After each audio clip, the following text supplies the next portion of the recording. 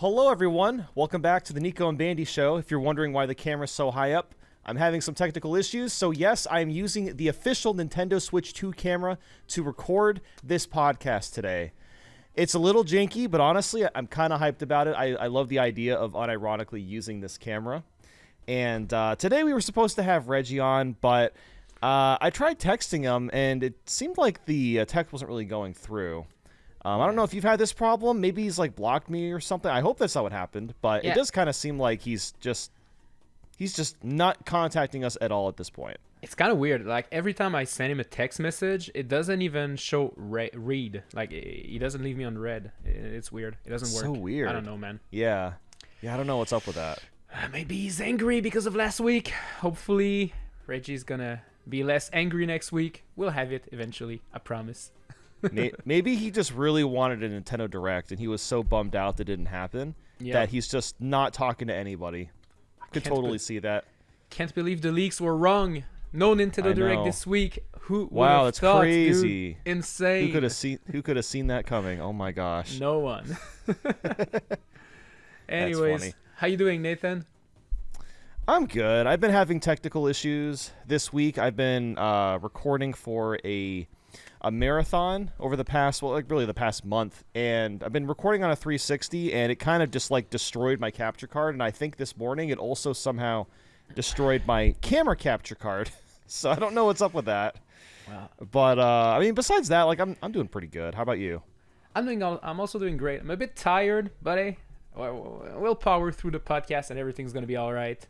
Yeah. And I don't have a 360, so I guess everything's good on that side. Nothing's gonna break for no reason. Yeah, lucky you. Man. Oh yeah. I was having, for whatever reason, like the disk drive just stopped working completely, and I tried to fix it a bunch of times. I was turning it on and off. It's a modded 360, so I was getting ready to just take the game I was playing and play it digitally. But like you can't just like drop a ROM on a 360, you have to convert it, and I had to learn how all that worked. And by the time I figured all that out and was ready to throw it on the console, the disk drive starts working, but the audio is completely destroyed. Like the video works when recording, but the audio just sounds like a gargled mess.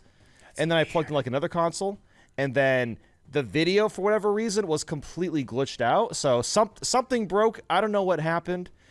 Who knows? Yeah. I'm not sure what was going on with that. That doesn't sound real good, real promising. Maybe you should grab the 360 and just throw it away forever and never play it back. When I'm done playing this game, I'm honestly going to do that. Like, screw this console. I've had so many issues. I mean, 360 is a notoriously broken console. Of course, like, there was the Red Ring of Death when it launched, and it's just more than that. Like, just the actual hardware is built pretty poorly for the console itself, and it's like it's pushing 20 years. It might even be over 20 years old at this point, so it makes sense. But I think it was released around the Wii time, so maybe 2005, 2006. So I think it was like a year before the Wii, wasn't it? I thought it came out 2005. So that is 20 years old, at least for the 360, man. Okay. Yeah, 21. I don't know, but yeah. Anyway, we'll move on from that. Yeah, because we have a bunch of gaming news. Actually, no, I'm lying, okay? I'm lying, people. We don't have very much today. Yeah, that was a very slow week, but I managed to find a couple things, and Nintendo actually announced something like 5 minutes ago. So we're going to be able to discuss this for 2 minutes, because I think we don't care about it that much. But hey, I'm sure some people will be happy. It's a game franchise. I've actually tried to play Xenoblade a while ago. I played the Wii version in college, and I thought there was something to it that was kind of fun. But like after a couple hours, I just wasn't really getting super into it. I think I was getting just kind of confused by the gameplay, and kind of, I don't know. Maybe I was just being dumb, or I was just really stressed or something when I was playing it that day. But I do remember it being a little confusing to play. But regardless, what's come out is another Nintendo Switch 2 edition, and it is for Xenoblade Chronicles X specifically, and I think the only changes is that the resolution is higher, so it can go up to 4K. I don't think it's always 4K, probably not for a game like this, but it can go up to that resolution, and then the frame rate is more stable. So they did not say 60, it just says up to 60 frames, so it's not going to be, it doesn't sound like it'll be consistent, which again makes sense for this kind of game. And yeah, that's basically all that was announced. It's kind of like Breath of the Wild or Tears of the Kingdom Switch 2 editions where the resolution and the frame rate gets boosted. Yep. And it costs $5. So it's a little more reasonable than 10, although I do feel like just boosting the visuals and the frame rate should be free because the console itself is literally stronger. At least it's not $10, I guess, but I still feel like really, like stuff like this should just be free. Honestly. I agree. It should totally be free. They're also releasing a physical version, a Nintendo Switch 2 edition that you can buy if you've never played Xenoblade Chronicles. But yeah, as you say, I don't know, man. Wouldn't pay $5 for that. I think it should be included. Like, you have Xenoblade, it should be a free update, kind of like what they did with Mario 3D World, Mario Odyssey. But I get it. I will say, easy money. I do find it very interesting that we're not even a year into the console, and Nintendo's price strategy for Switch 2 editions has basically been $10 to $20 consistently, and this is the first $5 upgrade. So I'm wondering if sales have been really slow for these Switch 2 editions, and if Nintendo's trying to find a cheaper alternative to try to get people to pay at least a little bit extra. Well, wasn't the Animal Crossing Nintendo Switch 2 that was edition $5 too. $5 as well, so that's like their second $5 thing. But yeah.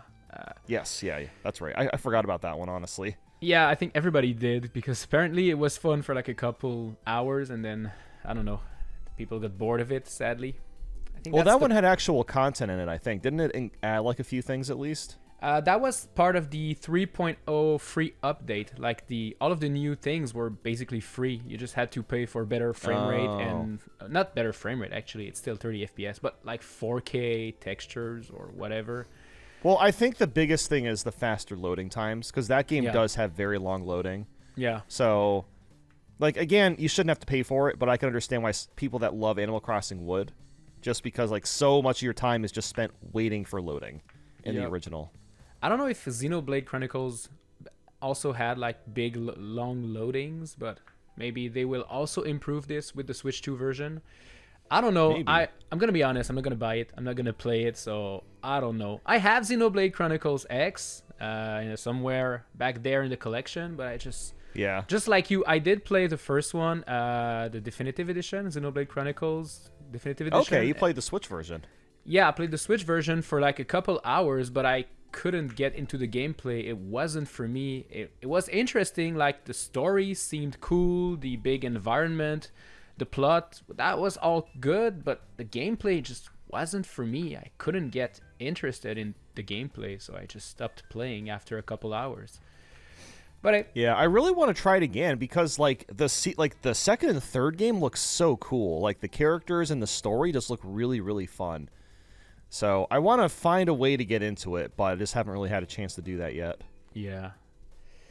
Same. All right. Yep. That was what Nintendo revealed today. So no Nintendo Direct, but we got this instead. So that's pretty cool. There you go. There's the February Direct. That's the February Direct. I hope you are all happy about it. Yep. But before we talk about more Nintendo Direct rumors, let's talk about Mario Tennis Fever, which apparently isn't selling that well. According to Stealth40k on Twitter, I should say on X, who cares? Twitter. Yeah, on Twitter, Mario Tennis Fever sold about 40,000 units in Japan during launch. So you might be like, okay, that's pretty good. But Mario Tennis Aces, the Switch 1 version, actually sold 124,000 units at launch. So, that's actually a big drop in between those two games. There's, sure, like everything changed in 8 years. Now people buy their games digitally way more than they did 8 years ago. But even though we can't like fully compare those two numbers, I think 40,000 copies is not that great. That's not very good. Yeah. Especially for a Mario game. It's Mario sports game, but still, it has Mario on the box. It should sell way more. And yeah, I mean, Mario Tennis I think has always been like a 1 to 2 million seller from what I can remember. It doesn't usually sell all that much. Mm-hmm. But I'm not surprised that this is bombing so far, because like it's a $70 tennis game, and also like Mario Tennis Aces exist. You could get that. It's a very similar experience. Like obviously it is a little bit different, but like in terms of the amount of content, it's very, very similar in comparison. So I'm not that surprised that the game's not selling that well. Like people are not going to spend $70 on a Mario Tennis game. It's just exactly not going to happen. Because for the same price, you can get like a full game like Donkey Kong Bonanza, which is a full adventure game with way more content, or you can get Mario Tennis. I mean, the choice is easy. I would get the Donkey Kong game first. Yeah. Yeah. I actually think the issue here is they didn't do a different sport. Like, I think if... Like, I know that there's a new tennis game on every Nintendo console, so it was going to happen eventually, but why not start with something we haven't seen in ages, like a Mario Baseball? Yep. I think that would have been much more interesting. And because we haven't gotten a new Mario Baseball since, I think, the Wii era, I think more people would have been interested in trying it because like, Nintendo is trying to convert their Switch 1 audience to Switch 2, right? That's kind of the whole point of making the consoles, like, basically the same thing outside of, like, power differences. So, the people that have a Switch 2 have very likely already played Mario Tennis Aces, and they're going to see Fever and be like, well, it looks kind of different, but not really, and then the price is more expensive, so, like, yeah, it's really not a surprise that people are skipping on this. Yep, so I kind of wish they would, like, have deals for these types of games, because I'm not paying $70 for that. Like, make it 50, make it 40 or 50, and I'll consider 40 to it, 50 would be a lot better. Yeah. I agree. Yeah, like, it's still, I guess it's a decent game. We were talking about this last week. It is a decent game, but not for $70. Yup, exactly. It's okay, but it's just like you said, just get Mario Tennis Aces for cheaper, or just wait for a new sports game, because there's always one every single year. But yeah, what you said about Mario Baseball actually makes sense. I would have paid the $70 for a Mario Baseball just because I would have loved to see that. So long since the last Mario. Was it called Mario Super Sluggers or something like that? Mario Super Strikers. I think it was Super. It was Superstar Baseball on GameCube, and I think it was Super Sluggers on the Wii, if I'm not mistaken. So I'm pretty sure that's what it was called. So yeah, I kind of want them to go back to baseball, maybe next year, because baseball would have been cool. I mean, heck, even if they tried something brand new, like if they did like a like American football, I think that would have actually been super interesting, because we've seen, the only time I've ever seen Mario play football is in a Mario Party 10 minigame, which isn't really the same thing. I think it would have been kind of interesting to see a Mario-fied version of American football. Yep, I totally agree. Try new stuff, Nintendo, but also by releasing a game like Mario Tennis Fever, they can reuse a bunch of things that they already have working in Mario Tennis Aces. They can reuse animation, they can reuse characters model, slightly update them, they did. of course. And they did, yeah. Yes. I don't know if I sent this your way, but I've seen a video comparing like all of the animation, and like I would say that probably 90% of the animation for the characters are recycled straight from Mario Tennis Aces, which already had recycled stuff from Mario Tennis Ultra Smash on Wii U. Smash. So at this point, it's just a lazy cash grab. It's a good game. It's pretty lazy. It is a good game, just not for the price they're asking. You know, I don't want to. Yeah. You know, and like Mario, I think Mario Tennis fans don't have as much of a correlation with general sports fans, because people do buy annual sports games, but those people are not buying Mario Tennis games. I think those are honestly two different audiences. They don't really mesh. So when people buy a Mario Tennis game, they're buying it for the uniqueness of the game itself, for the power-ups, for the wacky characters, the weird courses and game modes. They're not buying it because they're really that inherently interested in the sport. Like, I like tennis. It's not a sport that I really want to play in real life. I've done it a couple of times, but I'm not like a tennis fan. I don't watch tennis like on TV or something. I just don't care that much about that. What about Mario Pickleball? Would you buy that? Yes. Honestly, I feel like that could be fun. Why not? Let's do it. Mario Pickleball Fever. Heck yeah. All right. Yeah, let's do that.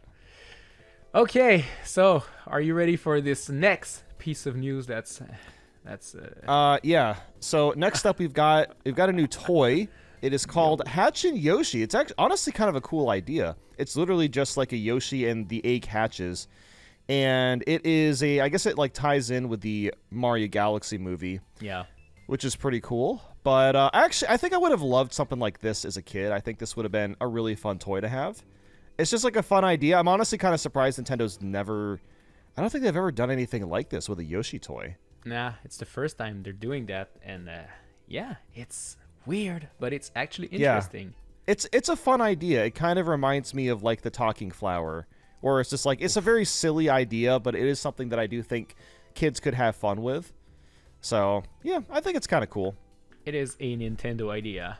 They're having a lot of promotional like toys and things for that Mario Galaxy movie. We'll have more later in the podcast actually, but there was actually did you note down the Mr. Beast collab with Mario Galaxy? Yeah, okay, I have this we're going to talk about this a bit later on the podcast, but there's a lot of... we should, you know what? If we should try to find I guess, well, I don't know if they have that where you are, but or in America, they should have that candy. So I will actually hunt it down, and I could like taste test it on the podcast, like whenever I see it. And we know that you are a fan of Festables. Sarcasm. Oh, I love Festables. My favorite. I know you don't really like them, but hey, they have special taste this time around. I just want to try the sour, because they have like sour star bits. I think that's so cool. You know what? Actually, let's just go back to this one since we're talking about it right Yeah, away. we're on the topic. We're on the topic. Look at that. Mr. Beast, little YouTuber, is collabing with Nintendo, little indie company, to promote Mario Galaxy movie. It's actually pretty neat. Like, for real, it's kind of exciting for Mr. Beast. If I was Mr. Beast, I would be pretty hyped. Oh, I would be so hyped. This is... I think it is like... It's unfortunate that like this is the company that they chose to collab with. I mean, I just don't think Festables chocolate is that good. Yeah. Like, and I've tried the old version. I've tried the new version. The new version's better than the original formula that he was using, but it's still just like, I don't know. There's so much better chocolate out there. Yeah. Like, I understand why they're doing it. Like, Mr. Beast, his audience is mostly like kids and teenagers, so it makes sense to collaborate with him over someone like Hershey's or something. Yep. But...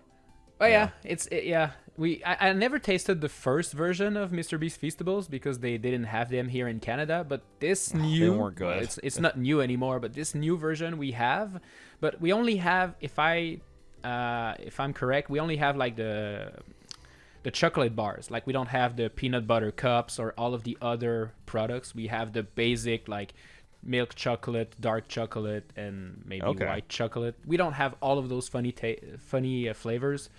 So I don't know if we're gonna get the Festables Mario Galaxy 2 edition, but if I manage to find some, we can definitely taste them during a podcast. That could be pretty funny.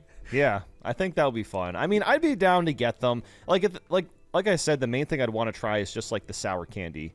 Because I haven't tried that yet from Festables. Like, I've tried the peanut butter and the chocolate Festables, and I think there was like a crunch one that came out. I might have tried that one too, and it's like, it's just the most average chocolate of all time.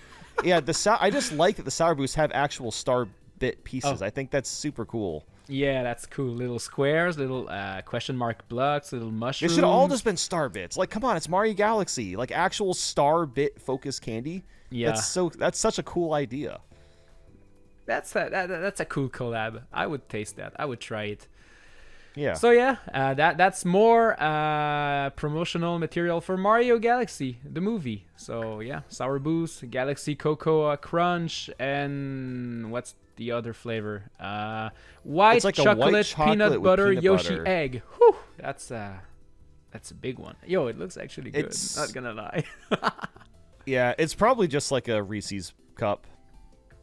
But you know what? I kind of want to taste. I kind of want to try this. And you got me, Mr. Beast. I want to try your chocolate now, even though Nathan's a hater.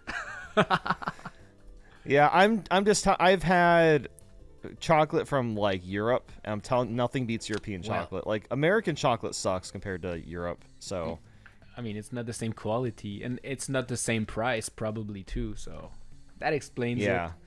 Well, that's the thing. Like, since I have that comparison in my mind, like Mr. Beast Feastable is like the most American chocolate taste of all time.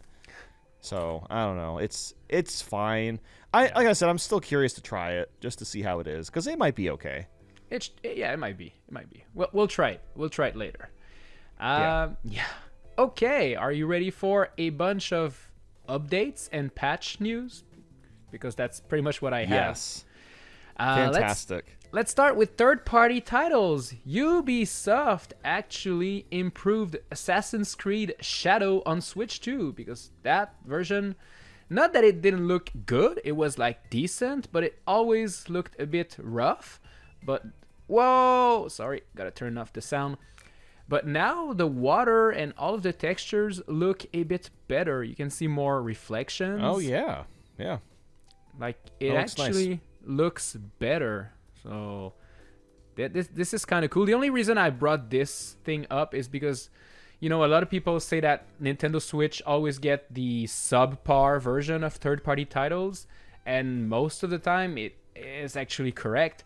But now with the Switch 2, we can see that third-party developers are starting to care and actually put effort into making their ports good, and seeing a studio like Ubisoft just update the Switch 2 version to make it look better. That's pretty cool. I kind of like that.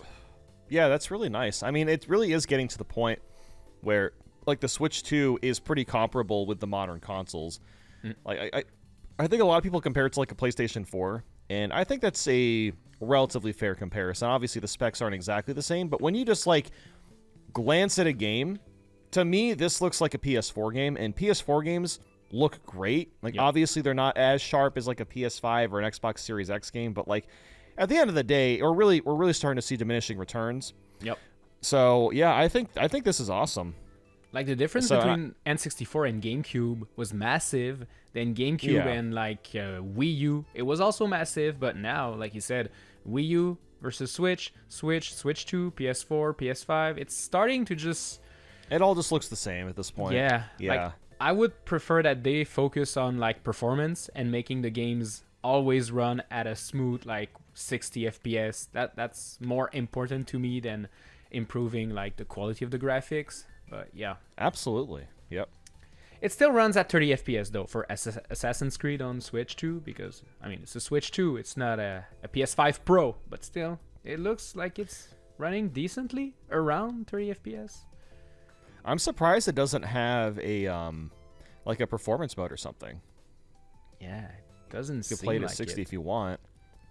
That could. Yeah, be I mean, I don't know. Maybe that's included, but the only Assassin's Creed game I've ever played is the first one on the PS3, like 15 years ago, and that was it. I haven't tried any of the others. Yeah.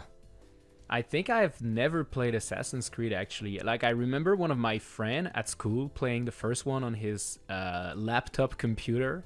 Because that's what we had to game back then, only our little laptop. Yeah.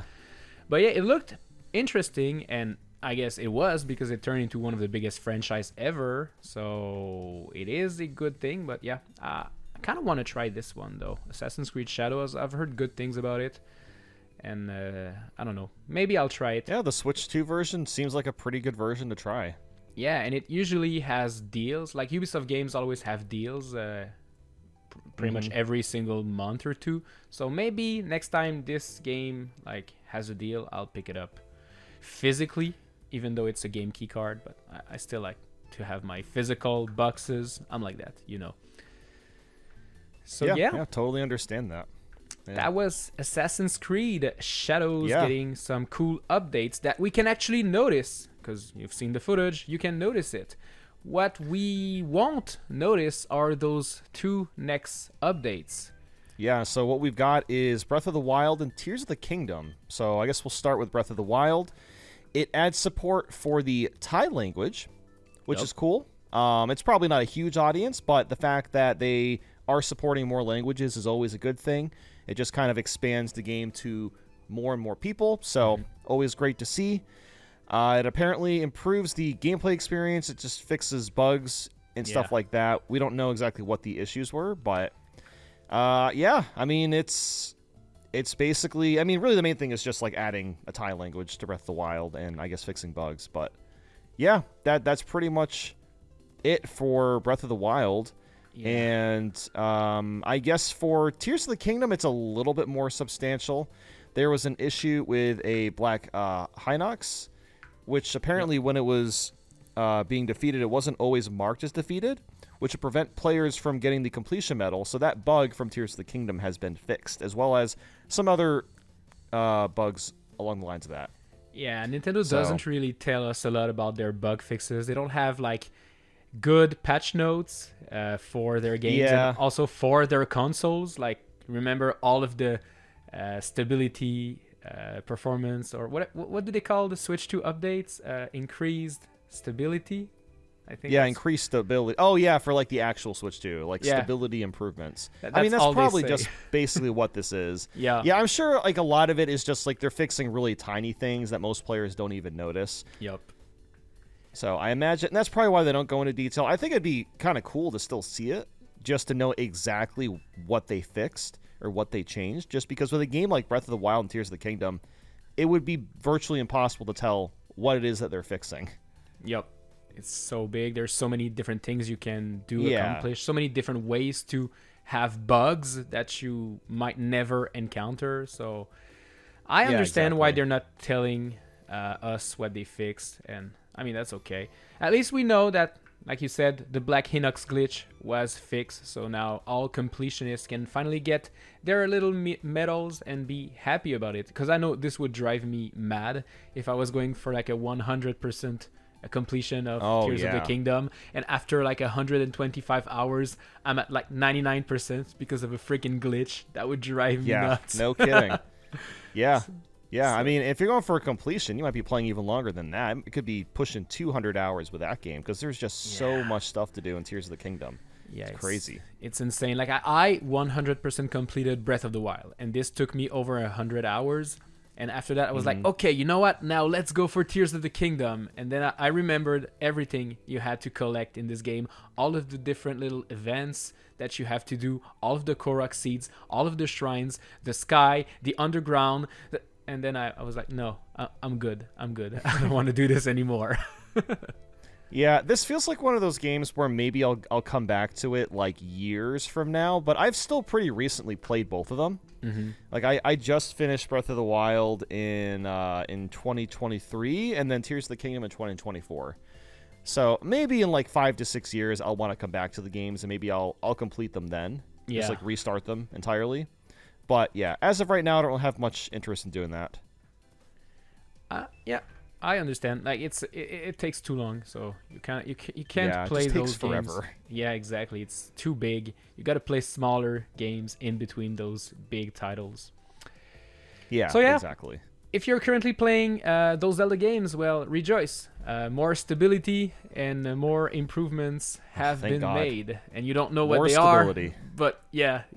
You're gonna see the difference. You see the footage right now? That's footage before the update, and I can already feel all the bugs, dude. It's disgusting. Oh my god, I can't even imagine playing this. Look at how buggy it is compared. Now the update, it probably fixes all of these problems. Exactly, all of these problems that you see right now on screen that we cannot describe. Well, there you go. Oh goodness gracious, we don't need to say anything. Just look at it. I mean, especially these damn bugs. Especially Spotify users that are only listening to the audio version. Can you hear all of the bugs, dude? Ugh. Oh gosh. This is crazy. Good thing you're not there to see that. Okay. That's funny. That's stupid. All right, let's move on to another topic. I have unplugged my headphones. I'll be back. I'm back. Oh, that was quick. I missed you for that whole half a second that you were gone. Yeah. Okay. This next one. Let me scroll back up. Nintendo Switch news section uses Doom Slayer render from Doom: The Dark Ages. So basically, this is a screenshot that popped. I tried this morning to launch the news app on my Switch to like replicate and find this news article. I couldn't find it. And I know right now the screenshot is in French, so it is a Bethesda sale announcement. So maybe this only This is only in Europe, only in France or whatever. So maybe that's why I couldn't see it on my North American news feed. But yeah, Okay, basically, what this says is that there's a big Bethesda sales for games, including Doom, and the render uses Doom Slayer from the Dark Ages, which is a game that isn't actually on Switch 1 or on Switch 2. So does that mean that Doom the Dark Ages is coming on Switch 2? Is that just nothing burger? Probably. I don't know. I think it's happening. I don't think that this render necessarily proves that the Dark Ages is going to come to the Switch, but like they ported the original Doom on Switch 1 and then the sequel after that. So yeah, I think it's coming. I think next time we get a general Nintendo Direct, I think there's definitely a good chance we see some footage of Doom the Dark Ages and say, oh, it's coming out later 2026, or maybe it's like a 2027 release or something. I'd be shocked if this doesn't come to the Switch, honestly. Yeah, same. I mean, if they manage to get the first 2 Doom games working on a little Switch one, they will definitely get this one to work on Switch 2, because I think it uses the same engine, the same everything. It's pretty much like Doom 3 in a way. So they managed to get Doom 1, Doom 2, so why not Doom 3? And it's Bethesda. We saw that they are actually committed to release a bunch of things on Switch 2 consoles. Because that's what we saw in the last Direct. Like, they're releasing Fallout, they're releasing Skyrim again, and the other one. It wasn't Sky. It was Oblivion. Oblivion. I think. My bad. Yeah, they haven't done Skyrim Switch 2 edition yet. But they have they probably anniversary edition came out on Switch 2. Yeah, so. Well, that came out. That was on Switch. I thought that was Switch 1. Oh, I know there's a. I don't think they announced Skyrim at the Direct, the partner showcase. No. It came before that. But yeah, maybe it was a Switch 1 title. I don't know, man. Skyrim is on pretty much everything. Like, if you have a smart fridge with like those big screens, you can probably play Skyrim on your smart fridge at this point. So yeah, buy Skyrim again, please. I've heard it's good. Well, it's actually funny we're talking about this, because I was checking out some news stuff this morning, and Todd Howard made a comment saying that the team, or basically the majority of their team at this point, is working on the Elder Scrolls 6 right now. So it sounds like they are finally putting their all into the 6th game. Like they're done with Starfield and they're going all in on the 6th. I mean, I'm sure they've been working on it for years, but it sounds like they're really like locked in on it now. So I don't think the game's coming out anytime soon. It'll probably still be at least a few years before Elder Scrolls 6 is released, but yeah. And they just kind of it. Oh, go ahead. Sorry. Oh yeah. That was basically all I was gonna say. Yeah, they did tease it, but in 2018. That's what I was wondering, because I remember they showed it at the Game Awards with Jeff Keighley, I think. Yeah, it wasn't even a teaser. It was just like, okay, let's get a not GoPro. Let's get a drone shot of like some trees and a mountain, and then put the logo up. There you go. There's your teaser. But that was like 8 years ago, and the game is still not out. It's crazy how some games take forever to come out. Games like GTA 6, which we're getting this year. Fingers crossed. Supposedly. I don't know. We'll see. I could see it getting delayed one more time. I think it will, but we'll see what happens. Well, they cannot delay it anymore, because remember last week, this store that had a promotion. Yes. Like, if you have a baby in 9th month, you get GTA. What if GTA gets delayed and they just have the baby? That's a scam, dude. Then they got to have another baby. They got to pump out another one. Oh my gosh. But yeah, some AAA games are taking forever to come out now. The game dev cycle is getting ridiculously long. And almost it is getting long. Yeah, it doesn't work anymore. Like, you cannot be successful releasing like one game every 15 years. Like, I don't get it. It's honestly like, when you think about it, like, yeah, it eventually is gonna have to come down, because like the human lifespan just isn't that long when you consider the length of development for these games. Because like the fact that some games push 8, 9, 10 years in development, imagine somebody that is working on that game from start to finish. There's definitely developers that worked on it for that entire time period. That's like a seventh to an eighth of their entire lives dedicated to one game. Just one. That's insane. That's insane. It's crazy, man. And imagine if you just like work on these games for like 6, Oh, I don't want to do the meme, but like 5 to 6 years, and then you're fired or you quit. Well, you don't have anything to put like on your portfolio, on your resume, because you can say, well, I've been working on GTA 6, but I cannot show anything. So I don't know, man. I feel like this is weird for like developers, for artists, for the studios themselves. It's just, it doesn't work. They're gonna have to eventually, they're gonna have to figure something out when it comes to the development cycle. Like, the games don't have to be. I think like the issue is like they keep trying to push the graphics farther and farther, but like really, it's getting almost impossible to tell the difference now.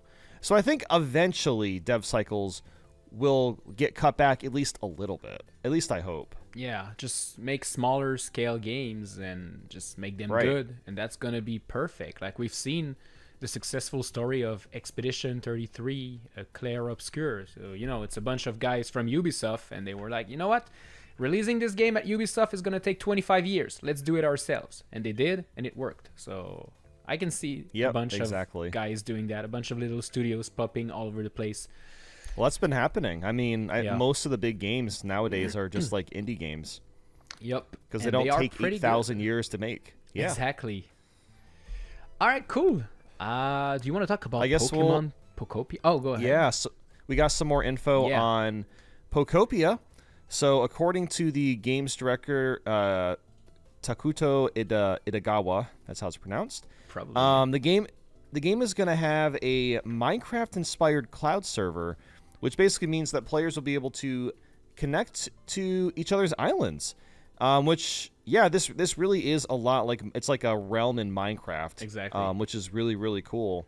So I guess if we decide to get the game, we could like build our own island, and then if people want to join it, they could just pop in. And I'm not exactly sure what the limitations would be for other people joining, but I think that's actually really, really interesting that they're going to be doing that. Like, this really is, I feel like this is one of the first, outside of maybe like Hytale and Pal World, it's one of the first like big Minecraft, like Minecrafty games that I think could actually end up being huge. Yeah, I can see that one, especially with a license as strong as Pokemon. I can see that happening. And yeah, this actually made me quite happy, like being able to just build an island, share a code or whatever, share a friend code. I don't know how they're gonna do it, but like having people just come and build stuff on your island, build their own little corner, their own little houses and stuff like this. This actually made me want the game even more. Like, the more they discuss the game, the more they tell us about it, the more I want to buy it. So I think that's cool. Pretty cool. A Pokemon game that has big ambitions, sign me in. I like that. Yeah, I'm definitely getting more excited for the game the more that we're seeing it. So that's cool. So yeah, if we get the game, we could like create a Nico and Bandy island and have like everybody at home come and visit it, and hopefully be nice about it and not ruin it. Is that too much to ask? No adding 6-7 all over the island. You can't do that. No 6-7. No drawing dicks with blocks. Like, we don't want that, okay? None of that stuff. Keep it family friendly. That's never really happening, funny. dude. It's gonna take like 2 hours and the island is gonna be completely destroyed. It'll just be completely destroyed. Yeah. Well, we could have like our own personal islands and then make like just make like a public one, I guess. Like, all right, guys, go crazy. Don't go too crazy though. Just a little bit crazy. Yeah. I mean, I'm down to try this once the game comes out. I'm excited for that one. It's gonna be great. But that's not all for Pokopia, because apparently this game has the largest development team ever, which, now that I think about it, is kind of crazy, because like, why not have bigger development teams for like the mainline Pokemon games? Yeah. Where they're putting all their eggs into like the spinoff, and I'm sure this will be a successful spinoff. But why not have a bigger dev team for the mainline games? But anyway, it's being developed by Omega Force as well as Game Freak, and Omega Force is known for their work on the Hyrule Warrior franchise, which is big. It definitely is. It's a good studio franchise. It's a good studio to team up with. So, yeah, I think this is pretty cool that they're really putting their all into the game. So hopefully we see this level of effort with Gen 10. Actually, that should be happening next. I think it's going to be happening next week, right? We'll get the Pokemon Day. Yeah, It's it usually was the last week of February. 26. Yeah, I think 26. It should be happening next week in exactly 7 days. Yeah, that's coming up. It's coming up soon. That's going to be cool. I think we're going to get a release date for Pokemon Champions. We're definitely going to get a teaser for the next gen. 10. Pokemon Pokopia will be a big part of the presentation as well, I'm sure. We should probably just dedicate the whole pod to that direct, or the Pokemon Presents, or whatever it is. Well, if there's enough content, because remember, they're also going to talk about like Pokemon Go, Pokemon mobile. Trading card game, Pokemon Cafe Remix, Friends, Pals, whatever they call it. So I think, well, the thing is, if they show off Gen 10, there might be a ton that we can talk about. Yeah. Depending on how much they show off, because there could be a lot to speculate, which I think would be really fun. Kind of wish. I kind of want to. I want them to release Gen 10 soon. I just want them to announce it because I don't know. I enjoyed a lot Pokemon Legends ZA, but I'm done with it, and now I'm excited for Pokemon Pokopia. But it is a spin-off. But just give me the big boy. Give me the meat. Give me the main franchise, the main Pokemon stuff. Mm-hmm. Pokemon Wave and Wind, I think the current leak says it is, so we'll see. Yeah, which we'll see. I mean, that information was from like 6 years ago, so there's definitely a good chance they've changed the names by now. Yeah, but that was technically the planned names, but we'll see what happens. Like, plans change all the time. Especially when they get leaked, I would just be petty about it and just go back to the drawing board and change the title to just change the name and be like, hey, leaker, no, you were wrong. That's right. But they were right. Yep. They didn't know. So yeah, Pokopia is releasing in a month, I think. So that's exciting news. I'm looking forward to this epic game. Yeah, I mean, it looks it's probably, as of right now, probably the most exciting game coming out for Nintendo this year for what's been announced. So yeah, that's cool. All of the Tomodachi Life fans are hating you so much right now for that statement. I know. Look, maybe I'll try it. We'll see. Like, I didn't grow up with Tomodachi Life, so I don't have much interest in it. It just kind of looks like a silly, like, kind of Sims game. I know it's way deeper than that. I'm aware. That's just what it looks like to be on the outside. Yeah, I totally agree. That's what it looks like. Okay. Yeah. We're going back to Super Mario Galaxy because we have a leak. I don't know if you've read that or if I'm going to leak it to you as well. Leak it to me. Okay. There is a toy that was shown. I'm going to show it on screen. Bada beam, bada boom. It is a toy showing the Gateway Galaxy. So I guess the Gateway Galaxy is going to be part of the movie. So I guess this is a spoiler in itself, but who cares really? Well, we've seen that in the trailer, but it's just a silly little detail. But enhance, zoom. What do you see over there? Oh my God, it's Rob. Is that Rob the robot?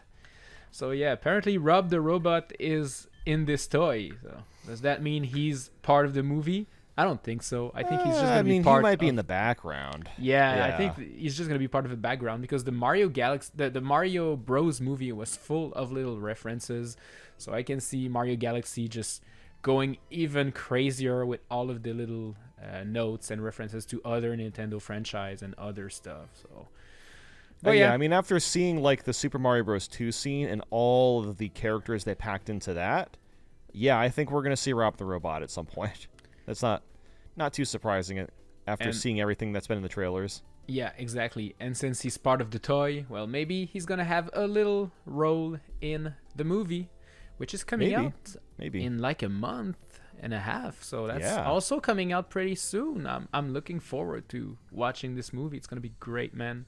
I loved. I guess I'm gonna have to go to a movie theater and watch it. I like never go to the movies. Oh, but dang it. I'll go to the theater. I'll go to the theater to watch this. For Mario, you got to, man. For Mario. Yes. Oh yeah. I'll make it happen. I watched the Mario movie in theaters. Yeah, that's what I was gonna ask if you went to the theaters for the first one. But yeah, cool. Yeah, I don't know what it is. Like, I used to be such a huge movie guy, but I think ever since YouTube's like consumed my life, if I want to watch something, I just watch YouTube. Like I barely even watch like TV shows. Like, I'll watch TV shows on Netflix sometimes, but most of my media is just like YouTube content. So the idea of like getting out of my house, going to the movies. Oh, what a it's not a drag. But like so many of the movies I'm just not interested in because they just do like most of it is just like remakes of stuff that I don't really care about. But when it's stuff like this where it's like actually kind of interesting, like yeah, I'll go to the theaters to see it. It just doesn't happen very often.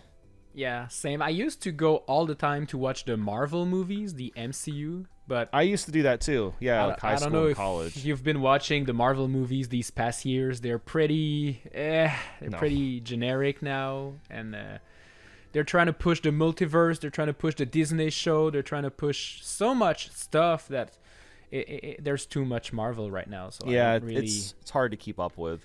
Yeah, there was a few years ago, I was trying to watch all the movies in order, and then I think I got to, like, Guardians of the Galaxy 2, which was, like, 12, 13 movies in, and at that point, I was so bored of the movies. Like, they were all just kind of starting to, like, feel the same. Like, even the way that, like, the plots were written just kind of all felt the same. Yeah. So, I got really burned out on Marvel from doing that. Because they used to have like 3 to 4 a year, and that I could deal with. That was okay. But like after that, it became like 3 to 4 movies, and also like 3 to 4 TV shows of like 13 episodes. This is way too much. And then, have you checked out this comic? Because this comic is linked to this TV show that is linked to this movie. And then if you just like skip one of the piece of content, you will miss like references and maybe even the entire story from a movie. Like that's the part where I quit. I was like, okay, I'm done with the Marvel movies. I don't care anymore enough. So yeah, I don't go to the movies that much anymore. Typically I'm gonna go for Mario, duh. But yeah, it is. I just find it interesting that basically when this decade started, like video game movies out of nowhere started to get like good. Like, I think it was once, like, the first and the second Sonic movies came out. Like, they weren't perfect, but you watch them, you're like, hold on, this movie wasn't a complete disaster. It was actually, like, okay. Yeah, it was pretty And then, good. like, the third Sonic movie came out. That was actually really solid. And the first Mario movie was great. There was there was an Uncharted movie that I think I saw that was okay. Yeah, it was mid. It was just okay. But I just think it's so cool to see all of these just out of nowhere. We're getting like this video game movie renaissance. It's just kind of like exploded in the 2020s. Also a bunch of TV shows like The Last of Us, Fallout. Yes, The Last of Us show is incredible. So is the I haven't seen a lot of episodes of the Fallout show, but yeah, both of those are really, really good. So yeah, video game content on TV and movie, it's getting good, and that's actually pretty great. Maybe this will get me to go back to the movies more often and pay $15 for like a bucket of popcorn. So yeah, I love popcorn. Yeah, okay. we've got that, and there's not too much more in terms of news stuff, but I guess we'll talk about some deals for Switch 2 games. Switch 2 games. They're Switch 1 games, but it's still deals nonetheless. They work on you haven't Switch picked 2? up any of this stuff? Yeah. Those are all games I already owned, but if I didn't own them all, then I would be jumping on those deals. I mean, that's pretty good, actually. Yeah, there's some good stuff. We got Kirby's Return to Dreamland Deluxe, Xenoblade Chronicles X, which, hey, there's now the Switch 2 edition, so you could technically get this for $40 and then pay $5 for the Switch 2 edition. There you go. Because the cartridge should work with both consoles, so... It does, yeah. Perfect. That's actually not a bad deal right there. It's actually pretty good. I don't know how much they're going to sell, like, the proper red box, Xenoblade Chronicles X, Nintendo Switch 2 edition. Yeah. But don't go that way. If you see this one for, like, $39.99, buy it and just grab Yeah, get it for cheaper. The update once you're at home. Then there's Splatoon 3, Pikmin... Captain Toad and Mario RPG for $30. Those are both absolute steals. Yep. Like both of those are really, really great games, especially Mario RPG. So seeing those for $30, hell of a steal if you haven't picked it up yet. Mario RPG is such a good remake. It is pretty faithful to the SNES version. It just looks awesome. Better. It's amazing. It's too short, just like the original game, sadly. But for $29.99, man. Go, just run. That's a great deal. Run to It does GameStop. have some extra content, like there's like post-game boss fights. Yeah. And there's like a couple of like little like secret bosses as well. So I mean, it's still kind of short, but like for $30, you really can't go wrong. It's a good price. So yeah, it's a good time to complete your collection because these are all banger titles. So go ahead, Yeah. run before the deal is off. So I don't know when the deal is off actually, but hey, if it's still if there's still deals right now, go ahead and pick those games up. Yep. Actually, I just noticed Princess Peach is only 30. I might actually get that because I don't want to pay 60 for that game, but I do you want don't to play have it Princess eventually. Peach? No, I played the demo. I'm like, this is absolutely horrible, but I do want to eventually record it for a video. Because I will definitely use it for a video at some point. I did not want to pay 60 for it, so I might actually get that. I'm not going to lie. For $29.99, I think it's worth That's it. okay. Yeah. I'm going to be honest, you're not going to like the game because I finished it. I played the game. I finished it. It's not for us, okay? It's actually a game for kids. Yeah, for I like know. 5-year-olds. Yeah, it really baby's is. first game, literally, because it's super slow. There's nothing difficult about it. You pretty much cannot die because they always bring you back to where you died before. So, it wasn't that good. It's an interesting piece of Switch 1 history, and Yep. I do want to get footage of it because I will use it for a video at some point. So, yeah, I will actually probably get this for 30. That's not bad. And you gotta run to your nearest GameStop. I'll be waiting. Okay, the last piece of news that I have is that the game Mina the Hollower, you know, that game from the makers of Shovel Knight, well, it finally Of course. got... Yep. Well, I was going to say it finally got a release date. It didn't really get a release date, but now we know it's coming out in spring, so this year. Okay. So this Yep, has so been pretty delayed soon. multiple times, but now it's happening. We're going to get it real soon. And I remember playing a demo on Switch like last year, and it was pretty good. I enjoyed it. But right now there is a second demo exclusive to PS5. So if you want to test it and you have a PS5, congrats, you have an exclusive demo. So that's cool. Okay. Yeah, it is actually pretty nice. So I will probably get this game. I don't know if I will get it on launch, but I really, really liked Shovel Knight. It was one of my favorite games from the 2010s era, so Yeah. I'm sure this game will also be fantastic. Shovel Knight with all of the DLCs, that was crazy. All of the different characters you could play as. Like, I only have good memories of this game. I know they're remaking it as well. They're doing a deluxe version this year. Yeah, too, which I feel like is kind of interesting. It just seems like, because Shovel Knight got a couple of spin-off games, Yeah. but and then it got like that compilation of like all the campaigns in one. But it just feels like there was never a proper Shovel Knight sequel, and they are working on a 3D Shovel Knight right now. Yeah. So that's coming, but that was only announced like a year ago, I think. So that's probably still a long ways away before that's releasing. Yeah, it takes a lot of time for these guys to release games, but that's because they're a small studio and they're also polishing the heck Yeah, out of the they product. really polish their games. Yeah, they So- don't release stuff that's unfinished. Exactly. Once you play one of the Yacht Club games, you know, you're playing a good one, you know. A game that has Yeah, love they're put into it. They are very, very good. Yep.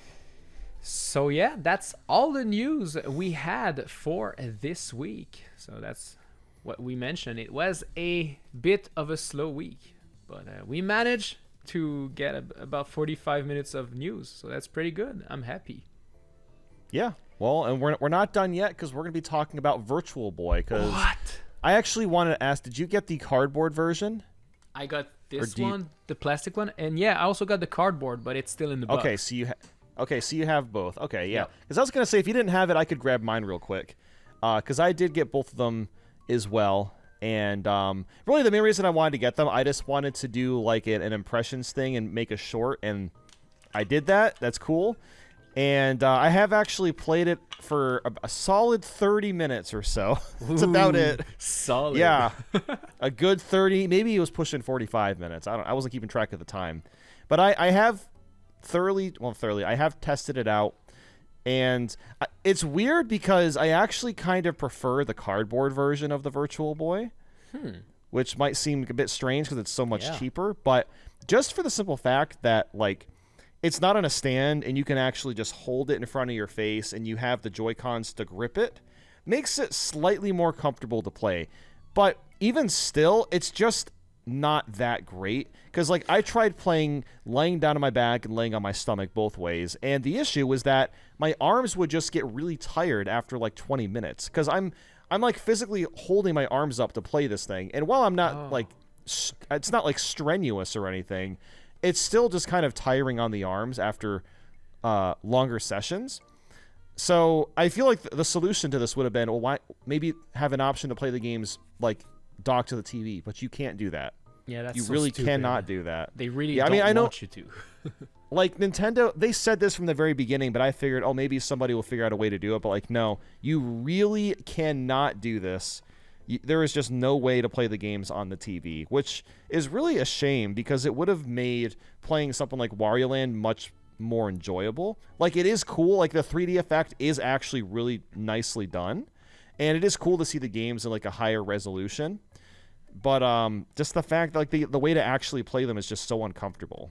It is. Like, I played for, just like you, I played for about 30 to 45 minutes of Wario, and you just gotta put this on a table and you insert your face into it, and then you just stare at a black and red screen for like so long. I don't know, man. It gave me a headache.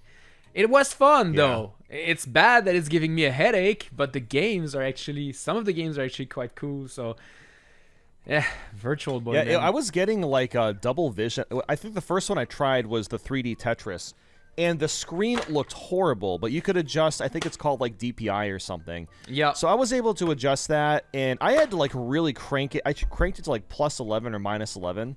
It wasn't anywhere close to like the middle balance, and I don't know why that was an issue, but I had to do that to fix the screen. And like, it kind of fixed it, but it still felt a little bit on the blurry side. Like, the 3D effect was definitely there. You could definitely see it, but I don't know. It's just a stupid novelty at the end of the day. That's all it is. It's 3D again. Let's be real. 3D is just a gimmick. Like, it can be the Virtual Boy, it can be at the theaters, can be the 3DS. I don't know. For me, it just doesn't work. 3D is just, it's good, but it's not worth the headaches you're gonna get. It's not worth adjusting the DPI, your eyes distance, and all that stuff. I just don't care at all. Like, most of my 3DS games, I play with the 3D slider all the way off. So I can see why this thing failed in the first place, because what the heck were they thinking? So I mean, I guess like you could technically argue that the screen is better than the original one, because there's a lens on that headset too that you can pop off the original like red or whatever. But there's like a bigger like circle lens. I guess you can like show it now. I don't even know how to do it. You go to squeeze. No, it's on the bottom. So like there's like a red. Yeah, you'll see like a little thing on the bottom, like Yeah, right? I didn't even notice that at first. Yeah, you can just pop it off, and you can see the actual lens. It's much bigger and wider, and it makes the image so much more clear. But is it still red and black if you don't have the filter? It is. Okay. I don't know what the point of the... I think the filter is just, like, aesthetically. It's just like, oh, we want it to look like it did back in the day. That was it. That is so dumb. I love it. This is such a Nintendo it's really, thing really stupid. It's so stupid.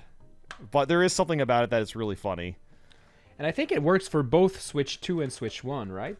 Oh. Yes, I think people... I have not tested this, but I'm pretty sure if you have the Nintendo Labo VR headset, you can use that with either the Switch 1 or a Switch 2. It should... I think it works with both. Maybe it just works with the Switch 1 with the Labo VR cardboard specifically. Yeah.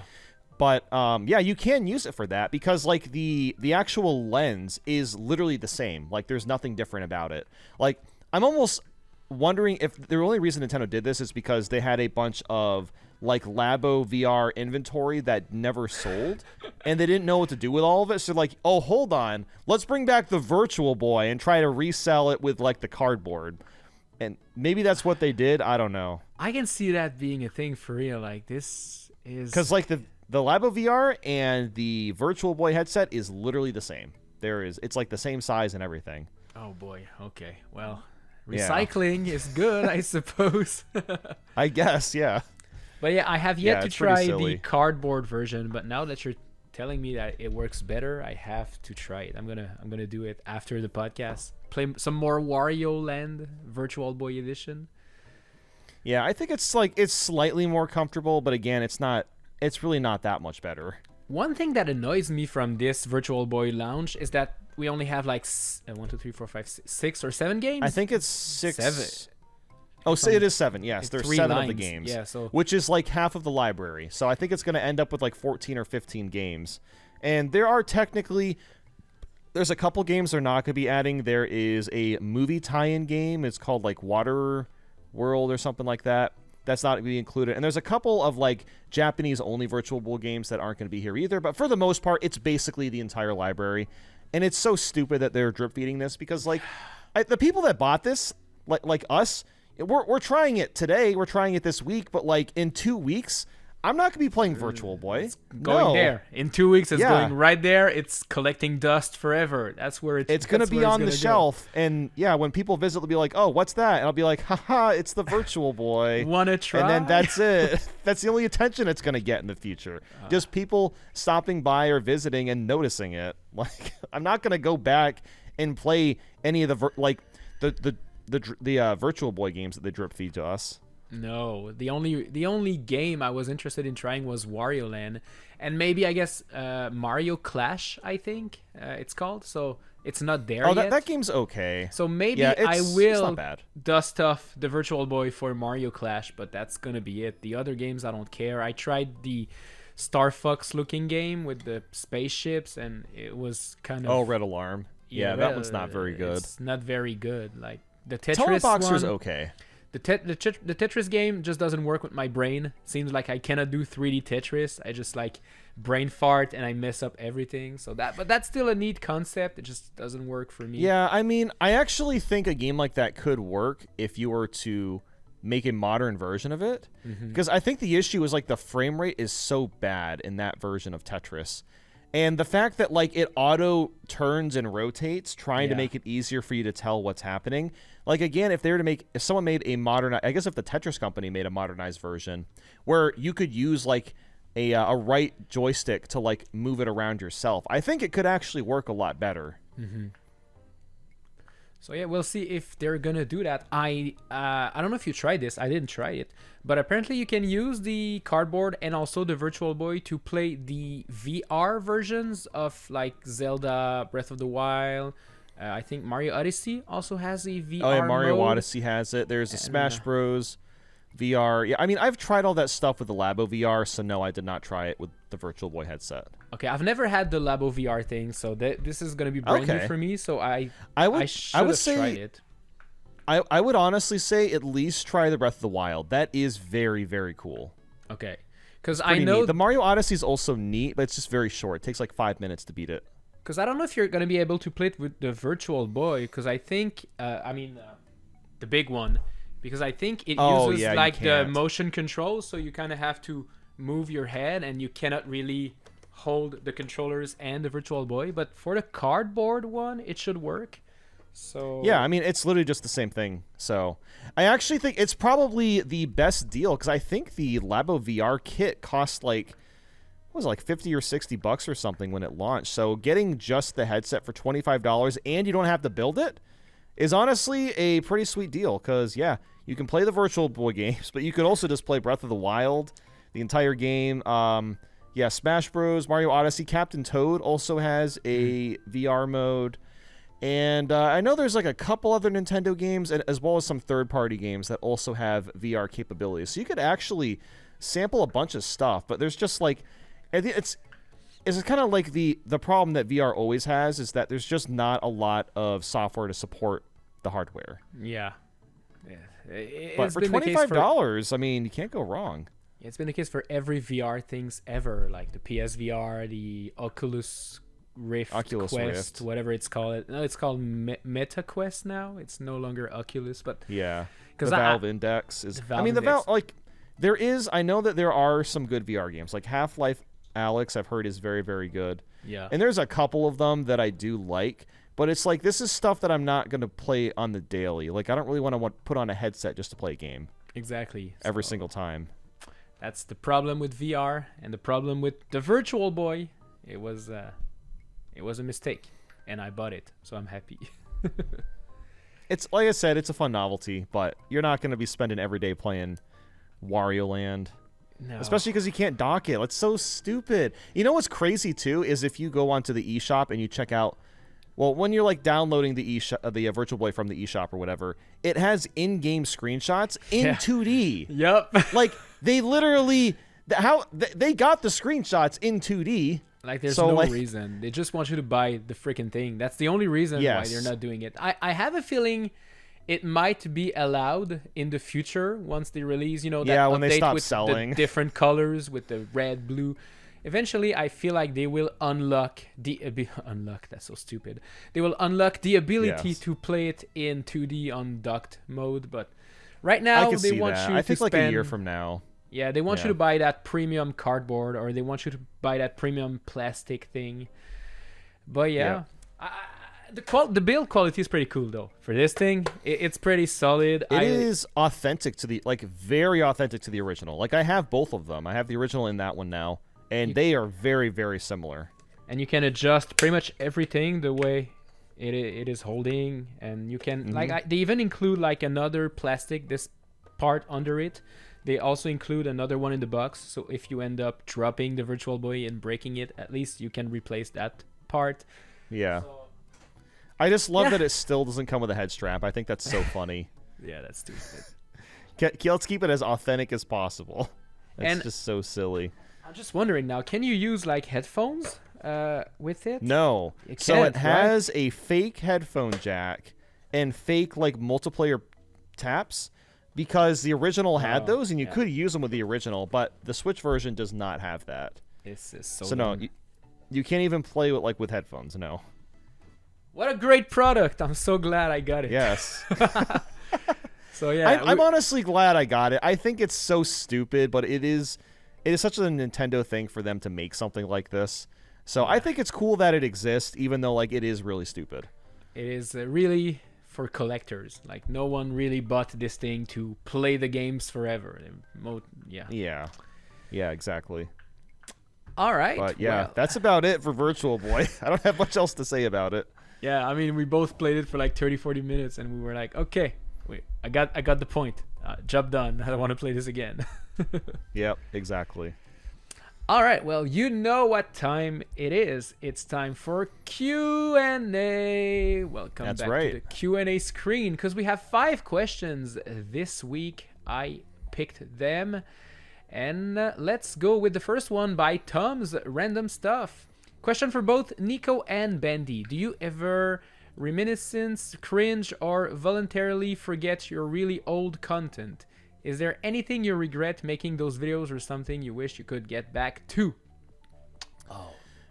I think pretty much every content creator, once they've been making stuff for a while, they hate their old videos. But for me, I don't really regret making any of them because like if I didn't make those crappy videos, I wouldn't have grown and learned how to make videos better over time. Like that's just kind of how it is with like anything that you do, even like playing an instrument or like learning a sport. You kind of have to suck at it at first. So like that's kind of the point. You have to suck at it, and eventually you will just get better with more and more practice. Yeah. But, I that's totally just my agree with that thoughts. statement, because like my older videos, like some of the first ones I did were like top 10s Mario Party games, and when I watch those, I'm like, okay, it's not really good. The mic quality is not good. The script is kind of boring. The pacing is slow. But then again, I mean, I'm not like ashamed of those videos. Like I'm happy I did them, and at the time I thought they were good. And just like you said, the more videos you make, the better you get at making them. So do I cringe? Well, sometimes I cringe at old jokes that I did during those videos. Yeah, there's definitely some jokes I've said that were like totally out of pocket and I shouldn't have said. Well, that was another time, a different era. It's a different era. Like there are some things I said that were just like way out there, and I would never say them today. But that's just because I've matured a lot just as a person. Exactly. Yeah. But like I think like that's just everybody. Like everyone, just matures. Well, everyone's supposed to mature over time, or at least attempt to. But yeah. And the times were different. Like dark humor was very more mainstream. It's very accepted back. Yeah. Like, remember the Leafy is here era, the Keemstar, and that era of YouTube where everybody was just making dark humor jokes. Like, everyone it was so edgy, and like everything changed once we got, I would say around like 2020, around COVID area. There was like this shift that just kind of came out of nowhere, and all of a sudden everyone is sensitive to every joke ever. So we had to be, which I think is a good and a bad thing. Like, I think it is good that I think people are getting called out for some of the things that they were saying back in the day. But I also think, like, sometimes people can be a little sensitive, because it's like, well, this is just like how it was. It was just very normalized, and no one saw it as a bad thing until later on. But I think there's good and bad to the internet culture that's changed. Like, it doesn't mean it was okay back then, but you just have to take into consideration that no one thought it was bad back okay then. back then in a way, because we just didn't know any better. But now we see, okay, I wouldn't say that again. But yeah, getting attacked for things you said like 10 years ago, to me, it doesn't make sense. Like, do you say those things? It's stupid. This year, no. Okay, good, you improved. GG. Yeah, exactly. Yeah, it's like, people are going to do that. They're going to take you out of context for things that you said a decade ago, or even like 6-7 years ago, and it's like, well, I mean, like, sure, maybe they said something that was really bad back then, but like, does it really matter if they're acting like that now? Like, I personally don't think it does, but yeah, I don't know. Agreed. So no, there's no content we regret making. And is there anything I wish I could get back to? I don't know. No, I think I'm good with. Not really. Yeah, I'm good with the current state, the evolution, and yeah, I'm good. Okay, thank you for the question. Ash Mitt. Oh my god, your names. I'm gonna call you Ash, okay? I'm sorry. Ash is fine. Yeah. Ash. Hey Nathan, hey Nico. What is one underappreciated or underrated video game that you played that is not as critically acclaimed, or a game that nobody talks about? I actually thought about that one for like quite a while, but I think I got one. I think I got a pretty good one. I don't know if you want to go first, if you have one, or... Oh, go for it. I've got one, but I'll wait. Okay. This was a game that was actually given to me by one of my friends back when I didn't have a freaking PS5. So my friend just gave me this title because he said, it's pretty good, but you're going to need a PS5. And he gave me a PS5 game. So now I had to get the freaking PS5. It's actually a game by Ubisoft. It's Phoenix Immortal Rising. I don't know if you've heard about that one. Yeah, I have heard of that, yeah. It's actually pretty good. I finished it from beginning to end, and it's kind of a mix of Breath of the Wild with like Greek mythology, and it was actually a pretty fun game. So fun, in fact, that a sequel was actually planned, but Ubisoft is not doing particularly good right now, so the sequel was sadly canned.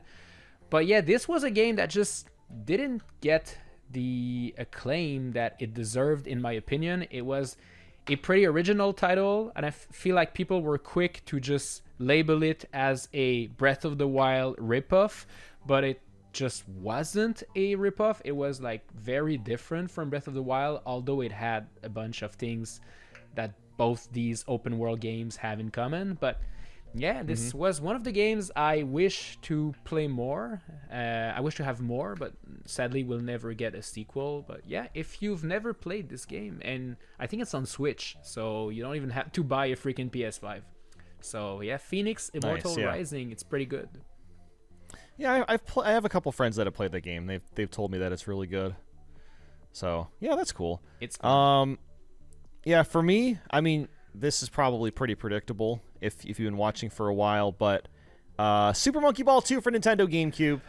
I absolutely love that game. It's so goddamn good, and like so many people, I know it kind of has built a cult following over time, and like there are Monkey Ball games that still come out, but not a single Monkey Ball game that is released ever since the GameCube era has actually nailed the physics engine and actually make the game feel really, really great to play.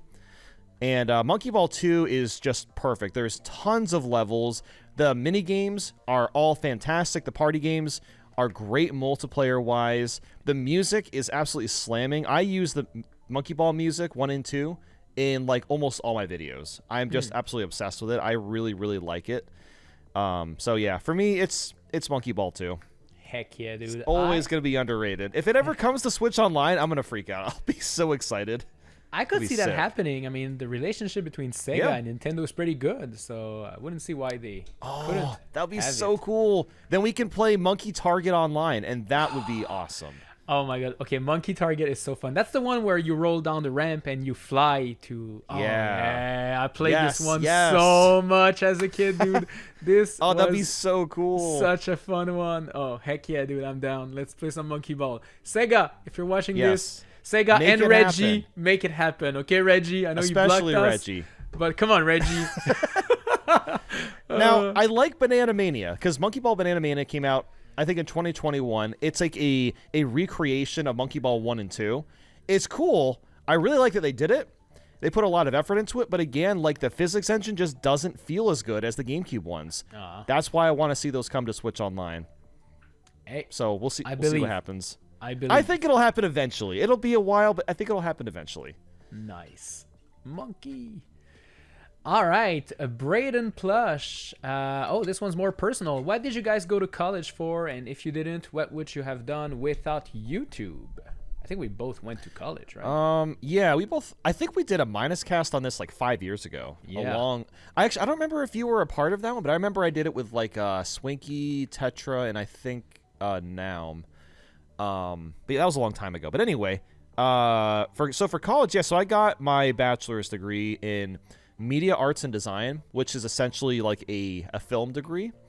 So that's what I went for. And if I wasn't doing YouTube, I would probably be in LA right now. I would be shooting some sort of like indie film or working on like Hollywood movies behind the scenes. Like, because usually the way that it works when you get a film degree is most people go to Hollywood and they start off as like a camera operator, or like they're operating like the microphone and they're like holding it up for the actors and whatnot. So they're doing things along the lines of that. So that's probably what I would have ended up getting into. Okay, that's pretty cool. Yeah. What about you? Yeah, I got a degree in computer science, and actually, you know that before I went to YouTube full-time, I used to do YouTube part-time and actually had a job in that field. So I worked in my field of study for like 5 years, and it was pretty fun. Like, I did some coding, I did some analyzing stuff, bug fixing, and just bunch of meetings, way too many meetings in that field. But yeah, I guess if there wasn't YouTube, that's what I would be doing, like just more coding and stuff. And actually I still do from time to time code for certain customers and stuff, so I still try to keep that skill in my your head. brain. Yeah, exactly. But it's kind of like riding a bicycle in a way. You don't really lose it. I think you lose the way it works, but you just start doing it again and it comes back instantly. So yeah, muscle memory, kind of. Yeah, kind of, exactly. So Yeah. Cool. Yeah, that's cool. Yeah. Yeah, I guess I don't really have much to add beyond that. All right. Fourth question. By Ethan. What are some bigger Nintendo franchises that you guys have never played? Actually, I mean, I've played most of them at this point. I kind of roasted you earlier with Tomodachi Life, but I never played Tomodachi Life, so... That's funny. Well, it's not a big Nintendo franchise. I guess like the only big one I haven't really played is Fire Emblem. Oh, okay. I haven't really played that. I mean, I've played a couple of Metroid games. I've not finished any, but I've played a couple of them. I'm trying to think. I'm gonna look up Nintendo franchises because I'm gonna have to find more obscure ones. Because I'm like most of them. Big Nintendo franchise. I'm thinking Mario. Obviously, I played Zelda. I played Metroid. I played Splatoon. I played Donkey Kong. That's why I went to like more obscure one like Tomodachi Life or even Rhythm Heavens, which is a game that's also supposed to come out this year. I've never played that, but I haven't played that, but that's so niche. It's a very niche franchise. Yeah, it's not that big. Fire Emblem, I played a couple of these, like the GameCube ones. I played a lot. I played Awakening on 3DS, and I played Engage on Switch. So, yeah, big. I think we played them all. What about Earthbound? Have you played Earthbound? Oh, I've played okay. I've played a little bit of Earthbound Beginnings on the NES, and I actually didn't like it. It was very, very convoluted. So at some point, I would like to just try the SNES one, because I wanted to go from start to finish, but, like, honestly, I should have just started with the SNES one. Yeah, I actually tried Earthbound on SNES, and I just didn't like it. It wasn't for me. Okay. It's... I don't know. I know it's a turn-based RPG, but I like to have this little animation of characters attacking each other, and you don't have that in Earthbound. You just have text describing, and I don't know. What's happening? It just gets me bored, and I'm like, okay, next battle, please. I just didn't get. I know the humor is there. I know it's funny. It's cool, but I don't know. I say that, and I also loved Undertale, which is similar to Earthbound. So I don't know why I didn't like Earthbound. I guess maybe just Undertale's just a little bit more modernized, I suppose. Yeah, there's more action. You gotta move your little heart around and stuff. So I don't know. Yeah, there's more to it with the combat. What about Nintendogs? It's not really a big franchise now, but it used to be. And I have played Nintendogs. I played on the DS. I never played the sequel, Nintendogs plus Cats, but to me it was like a Sims game with dogs and cats. Yeah, it gets pretty old after a while. Like, it was fun as a kid because the novelty of, like, using the touchscreen to, like, pet a dog. Yeah. I loved that as a kid, but, like, nowadays, like, it's just whatever. I prefer to play... Punch-Out! Oh, Punch-Out, yeah. I have played Punch-Out before, so that's another one. I tried the NES one, but I finished the Wii one. The Wii one I actually was getting good at. I went up until Donkey Kong. I think it's the secret final boss. You fight Donkey Kong, so I did that. Yeah, I played Punch-Out, but there's only 2 games. There's like only the original Punch-Out in the Wii. It's not really a big franchise. Yeah, I just scrolled through the entire list of Nintendo franchises. The rest of them that I haven't played are all extremely niche. So when it comes to bigger franchises, I've played all of them, at least a little bit. Yeah, I think that's the same for me. So, yeah. Yep. Final question by MGM Max 123. I picked this one because I just wanted to discuss it. But what RPG-styled Mario game would you like to see get a remake? And the only reason I picked this one is because I think like most of the Mario RPG games already received like a remake, a re-release, or a remaster. There's a lot. Because Mario RPG got one on Switch. Not the Thousand Year Door. Thousand Year Door, Paper Mario. Then when you think about the Mario and Luigi franchise, well, they all got a bunch of re-releases on 3DS, like Superstar Saga, Inside Story. I think they all got one, maybe, probably. Not all of them. I mean, there's a couple that haven't gotten re-releases or remakes. Like Partners in Time hasn't, Paper Jam hasn't, Dream Team hasn't. But yeah, I mean, those games I don't really want to see remakes for. Like, I think the only RPG-styled Mario game I think would actually be a really interesting remake is Super Paper Mario. And it's not even really an RPG. It's more of an action game. Yeah. But I think that would be a really cool one to get a remake of, because it is a very weird Mario game. Just because of like the way that the story works and the way the gameplay is. I think that would be a very interesting one to see come back. It is a strange one, but I remember playing the crap out of it. Like, this was one of my favorite games back in the Wii days. I did the Pit of 100 Trials, then the flop side Pit of 100 Trials twice, because for some reason you gotta do it twice, because haha, funny. Yes. So you can get the stupid cards, and you can get the secret bosses. Yeah. I did all that last year for the first time. The one I would like to see a remake, personally, would be the first Paper Mario. I love the remake. I love what they did with Thousand Year Door on Switch, but I feel like it just looked a bit better, but improving on, like taking Paper Mario 64 and giving it the same magic that they did with Thousand Year Door remake would make it look so good, and maybe just improve it a little bit, like quality of life improvements and such. I have a feeling like Paper Mario 64 would be my pick. This is one of the games I would like to see get remade because it is a classic. It is not as good as Thousand Year Door, but it's pretty close, at least in my heart. I really like it. Yeah, I like the first Paper Mario, but like honestly, I would rather just see like a new Paper Mario at this point. There's like you said, there's already been so many remakes. It'd be cool to get either the first game or Super Paper Mario remade, but like I just want to see a new one. Yeah. Go. It's been a while. Like Origami King I've grown to like a lot more as years have gone on. So I'm curious like what the next Paper Mario is going to be like. If it's going to be like that game or if it's going to be more like the traditional games. who knows? It's really hard to say. Yeah, to be continued. Maybe it's just gonna be like Paper Mario Origami King Nintendo Switch 2 edition. No, okay. Let's not end the podcast on such a bad idea. Don't put that in the ether. We don't need Reggie to hear that. Reggie, don't do Block that. your ears, Reggie. Just a prank, Reggie. All right. Well. Oh my goodness, I think, that's funny. Yeah, that's a great way to end. I think that's gonna be it. That was just like we said. It was a slow week, but next week, Nintendo Direct. Next week we'll have Pokemon Presents. No. Yeah. Yeah, we're not getting a Nintendo Direct either. We're just memeing at this point. No, we're not getting any new Nintendo games ever again. Just Switch 2 editions of Switch 1 games. That's it. Oh, please no. All right, Luigi's Mansion 3 Switch 2 edition. Here we come. Thank you so much for watching or listening to the podcast. Subscribe on YouTube, follow on Spotify, and make sure to send some cool questions in the chat down below. We are gonna be back next week, and yep, we'll see you then. Yeah, let's go play Virtual Hopefully, Boy. I won't be using the Switch 2 camera. Hey, it's not that bad. It's all right. It works, I guess. Yeah, that's true. It's decent. All right, see ya, guys. All right, bye-bye.